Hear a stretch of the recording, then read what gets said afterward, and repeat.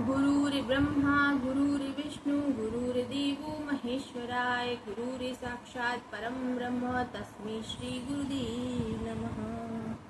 कृष्णं नारायणं वन्दे व्रजप्रियं कृष्णं द्वैपायनं वन्दे कृष्णं वन्दे पृथासुतम्। अथ तृतीय अध्याय भगवान के अवतारों का वर्णन। श्री शुद्ध जी कहते हैं, सृष्टि के आदि में भगवान ने लोकों के निर्माण की इच्छा होते ही उन्होंने महतत्व आदि से निष्पन्न पुरुष रूप ग्रहण किया। उसमें 10 इंद्रियां, 1 मन और 5 भूत, ये 16 कलाएं थी। उन्होंने कारण जल में शयन करते हुए जब योग निद्रा का विस्तार किया, तब उनके नाभि सरोवर में से एक कमल प्रकट हुआ और उस कमल से प्रजापतियों के अधिपति ब्रह्मा जी उत्पन्न हुए। भगवान के उस विराट रूप के अंग प्रत्यंग में ही समस्त लोकों की कल्पना की गई है। वह भगवान का विशुद्ध सत्वमय श्रेष्ठ रूप है। योगी लोग दिव्य दृष्टि से भगवान के उस रूप का दर्शन करते हैं। भगवान का वह रूप हजारों पैर, जांघें, भुजाएं और मुखों के कारण अत्यंत विलक्षण है। उसमें सहस्त्रों सिर, हजारों कान, हजारों आँखें और हजारों नासिकाएं हैं। हजारों मुकुट, वस्त्र और कुंडल आदि आभूषणों से वह उल्लसित रहता है। भगवान का यही पुरुष रूप, जिसे नारायण कहते हैं, अनेक अवतारों का अक्षय कोश है। इसी से सारे अवतार प्रकट होते हैं। इस रूप के छोटे से छोटे अंश से देवता, पशु पक्षी और मनुष्य आदि योनियों की सृष्टि होती है। उन्हीं प्रभु ने पहले कुमार सर्ग में सनक, सनंदन, सनातन और सनत कुमार इन 4 ब्राह्मणों के रूप में अवतार ग्रहण करके अत्यंत कठिन अखंड ब्रह्मचर्य का पालन किया। दूसरी बार इस संसार के कल्याण के लिए समस्त यज्ञों के स्वामी उन भगवान ने ही रसातल में गई हुई पृथ्वी को निकाल लाने के विचार से सुकर रूप ग्रहण किया। ऋषियों की सृष्टि में उन्होंने देवर्षि नारद के रूप में तीसरा अवतार ग्रहण किया और सात्वत तंत्र का, जिसे नारद पांचरात्र कहते हैं, उपदेश किया। उसमें कर्मों के द्वारा किस प्रकार कर्म बंधन से मुक्ति मिलती है, इसका वर्णन है। धर्म पत्नी मूर्ति के गर्भ से उन्होंने नर नारायण के रूप में चौथा अवतार ग्रहण किया। इस अवतार में उन्होंने ऋषि बनकर मन और इंद्रियों का सर्वथा संयम करके बड़ी कठिन तपस्या की। 5वें अवतार में वे सिद्धों के स्वामी कपिल के रूप में प्रकट हुए और तत्वों का निर्णय करने वाले सांख्य शास्त्र का, जो समय के फेर से लुप्त हो गया था, आसुरी नामक ब्राह्मण को उपदेश किया। अनुसुईया के वर मांगने पर 6ठे अवतार में वे अत्रि की संतान दत्तात्रेय हुए। इस अवतार में उन्होंने अलर्क एवं प्रहलाद आदि को ब्रह्म ज्ञान का उपदेश किया। 7वीं बार रुचि प्रजापति की आकुति नामक पत्नी से यज्ञ के रूप में उन्होंने अवतार ग्रहण किया और अपने पुत्र याम आदि देवताओं के साथ स्वयंभू मनवंतर की रक्षा की। राजा नाभि की पत्नी मेरु देवी के गर्भ से ऋषभ देव के रूप में भगवान ने 8वां अवतार ग्रहण किया। इस रूप में उन्होंने परमहंसों का वह मार्ग, जो सभी आश्रमियों के लिए वंदनीय है, दिखाया। ऋषियों की प्रार्थना से 9वीं बार वे राजा पृथु के रूप में अवतीर्ण हुए। शौनकादि ऋषियों इस अवतार में उन्होंने पृथ्वी से समस्त औषधियों का दोहन किया था। इससे यह अवतार सबके लिए बड़ा ही कल्याणकारी हुआ। चाक्षुष मनवंतर के अंत में जब सारी त्रिलोकी समुद्र में डूब रही थी, तब उन्होंने मत्स्य के रूप में 10वां अवतार ग्रहण किया और पृथ्वी रूपी नौका पर बैठाकर अगले मनवंतर के अधिपति वैवस्वत मनु की रक्षा की।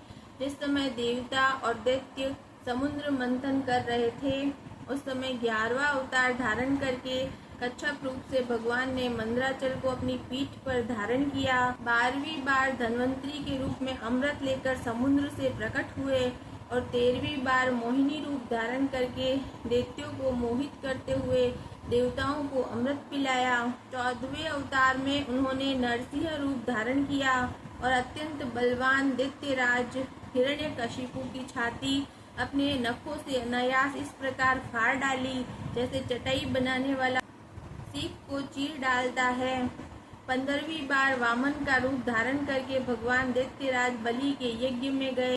वे चाहते तो थे त्रिलोकी का राज्य, परंतु मांगी उन्होंने केवल 3 पग पृथ्वी। 16वें परशुराम अवतार में जब उन्होंने देखा कि राजा लोग ब्राह्मणों के द्रोही हो गए हैं, तब क्रोधित होकर उन्होंने पृथ्वी को 21 बार क्षत्रियों से शून्य कर दिया। इसके बाद 17वें अवतार में सत्यवती के गर्भ से पराशर जी के द्वारा वे व्यास के रूप में अवतीर्ण हुए। उस समय लोगों की समझ और धारणा शक्ति कम देखकर आपने वेद रूप वृक्ष की कई शाखाएं बना दी। 18वीं बार देवताओं का कार्य संपन्न करने की इच्छा से उन्होंने राजा के रूप में रामावतार ग्रहण किया और सेतु बंधन, रावण वध आदि वीरतापूर्ण बहुत सी लीलाएं की। 19वें और 20वें अवतारों में उन्होंने यदुवंश में बलराम और श्री कृष्ण के नाम से प्रकट होकर पृथ्वी का भार उतारा। उसके बाद कलयुग आ जाने पर मगध देश बिहार में देवताओं के द्वेषी दैत्यों को मोहित करने के लिए अजन के पुत्र रूप में आपका बुद्धा अवतार होगा। इसके भी बहुत पीछे जब कलयुग का अंत समीप होगा और राजा लोग प्राय लुटेरे हो जाएंगे, तब जगत के रक्षक भगवान विष्णु यश नामक ब्राह्मण के घर कल्कि रूप में अवतीर्ण होंगे। शौनकादि ऋषियों जैसे अगाध सरोवर से हजारों छोटे छोटे नाले निकलते हैं, वैसे ही सत्व निधि भगवान श्री हरि के असंख्य अवतार हुआ करते हैं। ऋषि, मनु, देवता, प्रजापति, मनुपुत्र और जितने भी महान शक्तिशाली हैं, वे सब के सब भगवान के ही अंश हैं। ये सब अवतार तो भगवान के अंशावतार अथवा कला अवतार हैं, परंतु भगवान श्री कृष्ण तो स्वयं भगवान अवतारी ही हैं।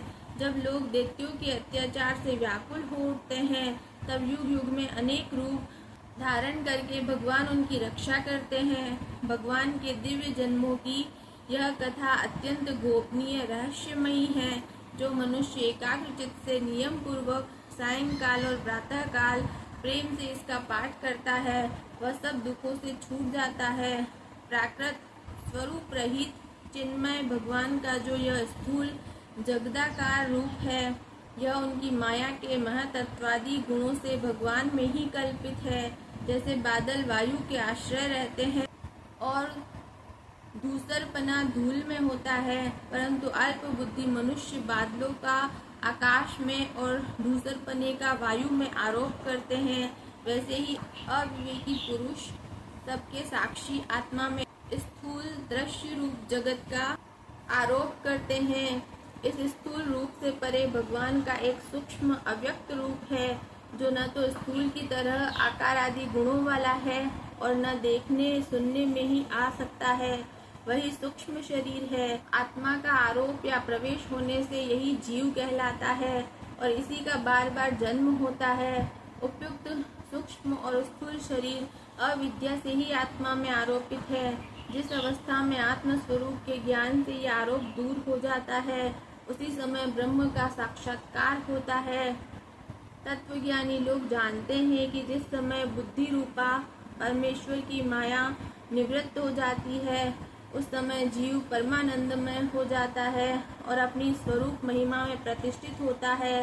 वास्तव में जिनके जन्म नहीं है और कर्म भी नहीं है, उन हृदयेश्वर भगवान के अप्राकृत जन्म और कर्मों का तत्वज्ञानी लोग इसी प्रकार वर्णन करते हैं, क्योंकि उनके जन्म और कर्म वेदों के अत्यंत गोपनीय रहस्य हैं। भगवान की लीला अमोघ है। वे लीला से ही इस संसार का सृजन, पालन और संहार करते हैं, किंतु इसमें आसक्त नहीं होते। प्राणियों के अंतःकरण में छिपे रहकर ज्ञानेंद्रिय और मन के नियंता के रूप में उनके विषयों को ग्रहण भी करते हैं, परंतु उनसे अलग रहते हैं। वे परम स्वतंत्र हैं। यह विषय कभी उन्हें लिप्त नहीं कर सकते।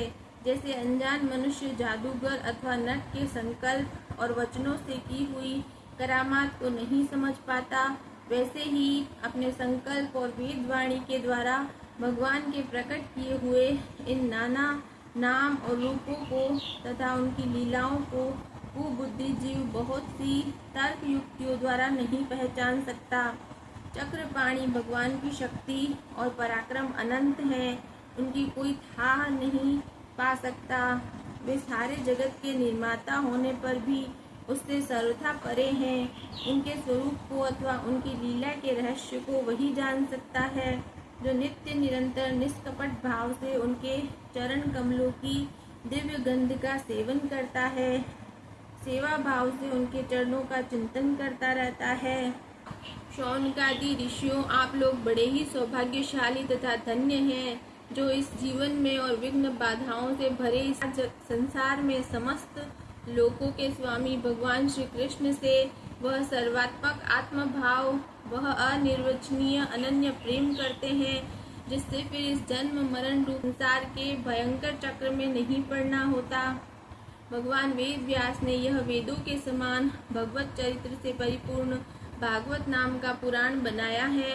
उन्होंने इस श्लाघनीय, कल्याणकारी और महान पुराण को लोगों के परम कल्याण के लिए अपने आत्मज्ञान शिरोमणि पुत्र को ग्रहण कराया। इसमें सारे वेद और इतिहासों का सार संग्रह किया गया है। सुखदेव जी ने राजा परीक्षित को यह सुनाया। उस समय वे परम ऋषियों से घिरे हुए आमरण अनशन का व्रत लेकर गंगा तट पर बैठे हुए थे। भगवान श्री कृष्ण जब धर्म, ज्ञान आदि के साथ अपने परम धाम को पधार गए, तब इस कलयुग में जो लोग अज्ञान रूपी अंधकार से अंधे हो रहे हैं, उनके लिए यह पुराण रूपी सूर्य इस समय प्रकट हुआ है। शौनकादि ऋषियों, जब महातेजस्वी श्री सुखदेव जी महाराज वहाँ इस पुराण की कथा कह रहे थे, तब मैं भी वहाँ बैठा था। वहीं मैंने उनकी कृपा पूर्ण अनुमति से इसका अध्ययन किया। मेरा जैसा अध्ययन है और मेरी बुद्धि ने जिस प्रकार इसको ग्रहण किया है, उसी के अनुसार इसे मैं आप लोगों को सुनाऊंगा। जय श्री कृष्ण, राधे राधे।